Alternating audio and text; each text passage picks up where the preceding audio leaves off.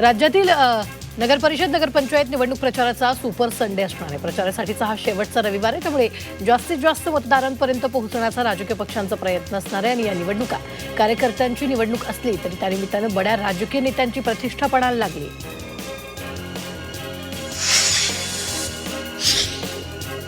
नाशिकच्या तपोवनातील वृक्षतोडीच्या मुद्द्यावरून सामनातून घणाघाती टीका करण्यात आली आहे। नाशिक कुंभमेळ्याच्या नावाखाली 2000 झाडांची कत्तल केली जात असल्याचा हल्लाबोल केला। तसंच सर्व कंत्राट गुजरातकडे जातील असा दावाही सामनातून करण्यात आला। अकलूज नगरपालिकेच्या प्रचार सभेत विजयसिंह मोहिते पाटील यांचे बंधू बाळादादा यांनी मोठा गौप्यस्फोट केला। विधानसभा निवडणुकीत फक्त शांत राहण्यासाठी माजी आमदार राम सातपुते यांनी आपल्याला 50 कोटींची ऑफर दिली होती असं त्यांनी म्हटलं।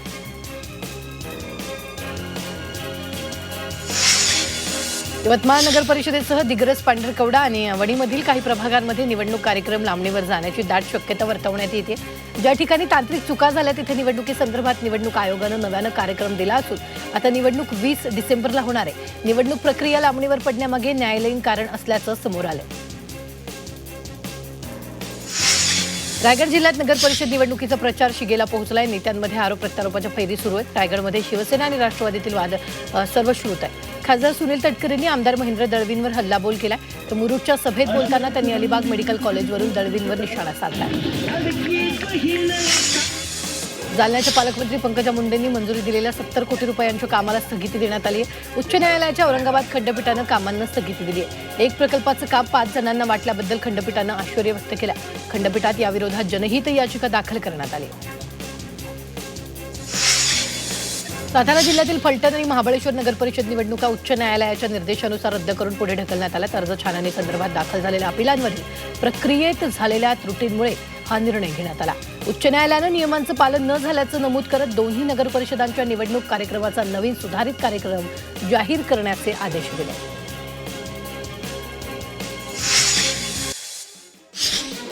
येवला नगर परिषद सार्वत्रिक निवडणूक 2025 साठी प्रचार हा अंतिम टप्प्यात आला। या पार्श्वभूमीवर महायुतीच्या वतीने नगराध्यक्षपदाचे उमेदवार राजेंद्र लोणारी यांच्यासाठी शनिपटांगण इथं सायंकाळी 6 वाजता भव्य सभा आयोजित करण्यात आली। या सभेसाठी आजारी असलेले मंत्री छगन भुजबळ हे थेट रुग्णालयातून ऑनलाईन पद्धतीनं मतदारांशी संवाद साधणार। येवल्यात प्रचारादरम्यान उपमुख्यमंत्री एकनाथ शिंदेंनी येवल्यात MIDC उभी करणार, उद्योग आणणार याकरता भर सभेत उद्योगमंत्र्यांना फोन लावला होता। मात्र माजी खासदार समीर भुजबळ यांनी हा दावा फेटाळत मोठं विधान केले। MIDCची अधिकृत मंजुरी यापूर्वी छगन भुजबळांच्या पाठपुराव्यामुळे झाली आहे, त्यामुळे MIDCच्या श्रेयावरून राजकीय तापमान वाढलेलं आहे।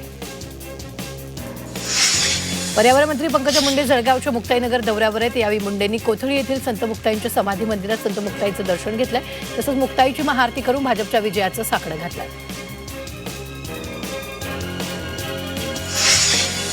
मुख्यमंत्री देवेंद्र फडणवीस यांनी लोणावळा कळना भाजप उमेदवार विजयी करण्याचं आवाहन केलं। कमळ चिन्हासमोरील बटन दाबून प्रचंड बहुमतानं विजयी करा असं आवाहन फडणवीसांनी सोशल मीडियातून केलं। मुख्यमंत्री देवेंद्र फडणवीस आज अक्कलकोटमध्ये प्रचार सभा घेणार आहेत। त्यानंतर त्यांची सांगलीतही सभा पार पडेल। अक्कलकोटचे भाजपचे उमेदवार मिलन कल्याण शेट्टी यांच्या प्रचारासाठी फडणवीसांची जाहीर सभा होणार। मंत्री छगन भुजबळ आज व्हिडिओ कॉन्फरन्सच्या माध्यमातून सभा घेणार आहेत। त्यांची प्रकृती ठीक नसल्यामुळे त्यांच्यावर रुग्णालयात उपचार सुरू आहेत। आपल्या मतदारसंघातील नागरिकांना संदेश देण्यासाठी आज सायंकाळी 6 वाजता ते सभा घेतील। राष्ट्रवादी काँग्रेसतर्फे नाशिकच्या मनमाडमध्ये नगरपरिषद निवडणुकीसाठी सभांचा धडाका सुरू आहे। मंत्री नरहरी झिरवाळ यांची मनमाडमध्ये प्रचार सभा आयोजित करण्यात आली। यावेळी झिरवाळांनी मतदारांना संबोधित केलं। जालन्यातील अंबड नगर परिषदेत भाजपचा विजय निश्चित असल्याचा विश्वास आमदार नारायण कुचे यांनी व्यक्त केला। भाजपचे नगराध्यक्षपदासह सर्व 23 उमेदवार निवडून येऊन नगर परिषदेत भाजपची पुन्हा सत्ता येणार असल्याचं कुचे यांनी म्हटलंय।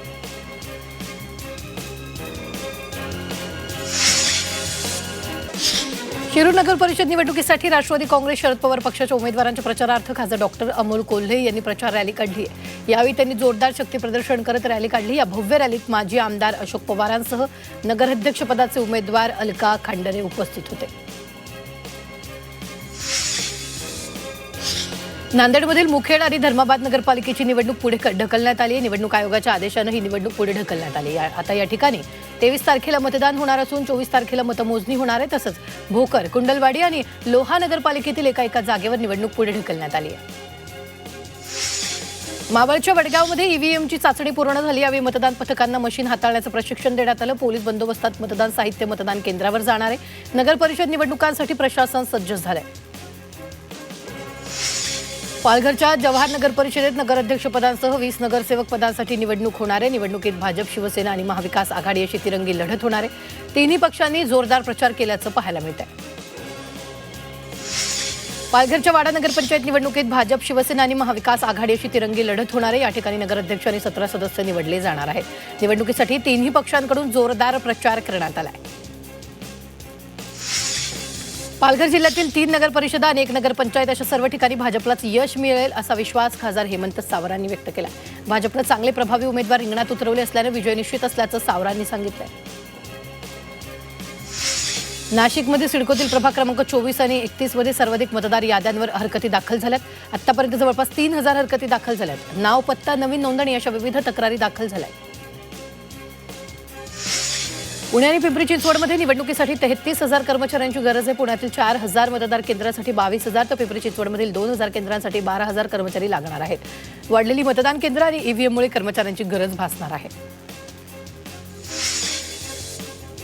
पिंपरी चिंचवड महानगरपालिकेनं प्रसिद्ध केलेल्या मतदार याद्यांवर मोठ्या प्रमाणात आक्षेप नोंदवले गेले. शहरात आतापर्यंत एकूण 5,000 हरकती नोंदवल्यात. मतदार याद्यांवर हरकती नोंदवण्यासाठी 3 डिसेंबरपर्यंत मुदतवाढ देण्यात आली आहे.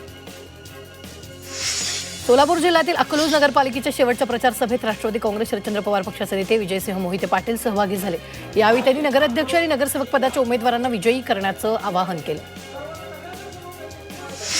तळेगाव नगर परिषद निवडणुकीसाठी प्रशासन सज्ज झाले. या ठिकाणी 71 मतदान केंद्र तयार करण्यात आली असून वीज, पाणी, अपंग आणि ज्येष्ठांसाठी व्यवस्था करण्यात आली आहे. सुरळीत मतदानासाठी 350 प्रशिक्षित अधिकारी कर्मचारी नियुक्त करण्यात आले. बीड नगर परिषद निवडणुकीतील वॉर्ड क्रमांक 3B ची निवडणूक पुढे ढकलली. या ठिकाणी भाजपकडून अमृत सारडा आणि राष्ट्रवादीकडून अमर नाईकवाडे यांच्यामध्ये चुरस होती. निवडणूक अर्जात माहिती लपवल्याचा एकमेकांचा आरोप होता, त्यामुळे निवडणूक पुढे ढकलली. सिंधुदुर्ग जिल्ह्यात एआयचा वापर करून हायटेक प्रचार केला जातोय. भाजपाच्या माध्यमातून ही प्रणाली वापरण्यात येत असून भाजपा उमेदवाराचा प्रचार करणारे व्हिडिओ सध्या सोशल मीडियावर व्हायरल होत आहेत. संगमनेर महानगरपालिका निवडणूक प्रचारासाठी संग्राम जगताप मैदानात उतरलेत. या ठिकाणी भाजप आणि शिवसेनेची आघाडी असून राष्ट्रवादी सोबळावर लढते. राष्ट्रवादीच्या प्रचारार्थ आमदार संग्राम जगताप यांनी संगमनेर शहरात रॅली काढली. राज्य निवडणूक आयोगाच्या आदेशानुसार उद्या रात्री 10 वाजेपर्यंत वडगाव नगरपंचायत निवडणूक प्रचाराला पूर्णविराम मिळणार आहे. त्यानंतर कोणतीही सभा, मोर्चा, ध्वनिक्षेपाचा वापर किंवा प्रचाराशी संबंधित जाहिरात आणि प्रसार करता येणार नाही, याची उमेदवारांनी आणि नागरिकांनी नोंद घ्यावी असं आवाहन प्रशासनानं केलं.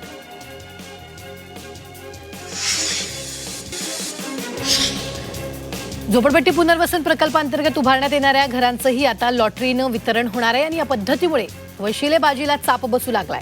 ही लॉटरी अधिकाऱ्यांचा समावेश असलेल्या समितीच्या देखरेखीखाली काढली जात असल्यानं रहिवाशांमध्ये होणारे वाद कमी होऊ लागले.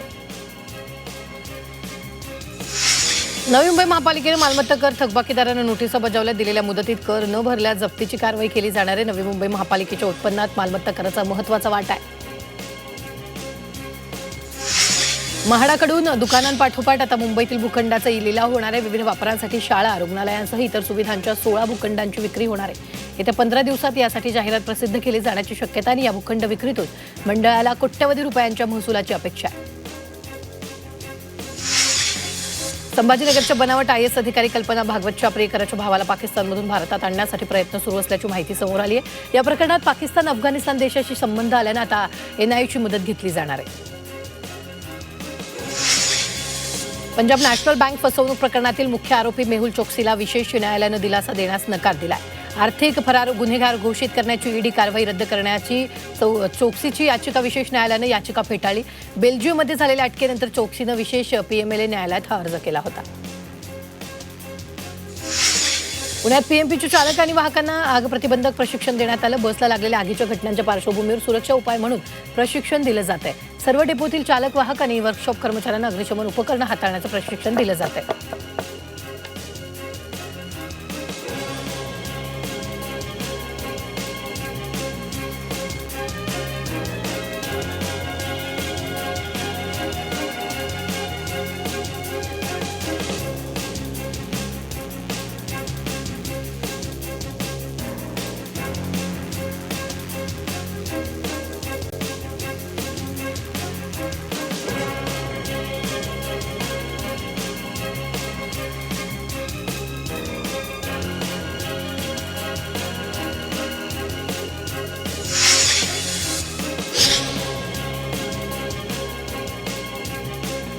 नागपूर विद्यापीठाच्या कुलगुरुपदासाठी आज मुलाखती होणार आहेत. अंतिम 5 उमेदवारांच्या मुलाखती आज राज्यपालांसमोर होतील. गेल्या 2 महिन्यांपासून ही निवड रखडली असून नागपूर विद्यापीठाचा कुलगुरू कोण होणार याकडे लक्ष लागले. शहापूर तालुक्यातील अर्चना शाळेत इतिहास आणि विज्ञान प्रदर्शन आयोजित केले. प्रदर्शनात विद्यार्थ्यांनी इतिहास विज्ञानाची सांगड घालत विविध प्रयोग मांडलेत. यामध्ये 200हून अधिक विद्यार्थ्यांनी सहभाग नोंदवला.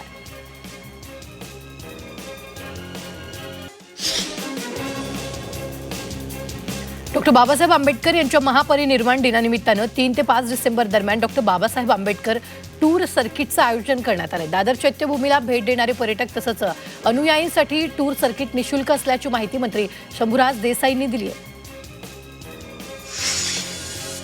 पिंपरी चिंचवड महापालिकेकडून तरुण-तरुणींसाठी रोजगार मेळाव्याचं आयोजन करण्यात आलं. मेळाव्याला शहरातील तरुण-तरुणींनी मोठा प्रतिसाद दिला असून मेळाव्यात 50हून अधिक कंपन्या सहभागी झाल्या. यामधून हजारांहून अधिक तरुण-तरुणींना नोकऱ्या मिळाल्या. पुरंदर विमानतळ प्रकल्पासाठी जमीन देणाऱ्या अल्पभूधारक शेतकऱ्यांनी जिल्हाधिकाऱ्यांकडे वाढीव परतावा देण्याची मागणी केली आहे. सरकारनं 10% जमिनीचा परतावा देण्याचं ठरवलं. मात्र अल्पभूधारक शेतकरी बेघर होण्याच्या स्थितीत असल्यानं त्यांना गुंतवणूकदारांपेक्षा अधिक परतावा देण्याची मागणी केली आहे. लवकरच मुंबई पुणे द्रुतगती महामार्ग 10 पदरी होणार आहे. MSRDCनं महामार्गाच्या 10 पदरीकरणाचा प्रस्ताव प्रशासकीय मंजुरीसाठी राज्य सरकारकडे पाठवला. या प्रकल्पासाठी अंदाजे 16,000 कोटी रुपये खर्च अपेक्षित आहे. या मार्गाचं 10 पदरीकरण झाल्यास मुंबई पुणे प्रवास वाहतूक कोंडीमुक्त आणि अतिजलद होण्यास मदत होणार. अंधेरी पश्चिम मंडाले मेट्रो 2B च्या पहिल्या टप्प्याच्या लोकार्पणासाठी मुहूर्त सापडत नाही. मंडाले डायमंड गार्डन टप्प्याला सुरक्षा प्रमाणपत्र प्राप्त होऊन 1 महिना उलटला तरी या टप्प्याच्या लोकार्पणाची प्रतीक्षा कायम आहे. हे प्रमाणपत्र प्राप्त झाल्यानंतर काही दिवसात संबंधित मार्गिकेचं संचलन केलं जातं. तात्काळ रेल्वे तिकीट आरक्षणासाठी आता प्रवाशांच्या मोबाईलवर आलेला OTP अनिवार्य करण्यात आलाय. वाढती गर्दी आणि गैरप्रकार आटोक्यात आणण्यासाठी पश्चिम रेल्वेनं महत्त्वाचा निर्णय घेतला. या नवा बदल उद्या मध्यरात्रीपासून लागू होणार आहे. रस्ते वाहतूक आणि परिवहन मंत्रालयानं 10 ते 20 वर्षावरील वाहनांच्या फिटनेस नोंदणी नूतनीकरण आणि ग्रीन टॅक्स शुल्कात दुप्पट तिपटीनं वाढ केली आहे. याचा सर्वसामान्य वाहन मालकांना मोठा आर्थिक फटका बसणार आहे. दरम्यान वाढीव शुल्क तात्काळ मागे घ्यावं अशी मागणी विविध संघटनांकडून करण्यात आली आहे.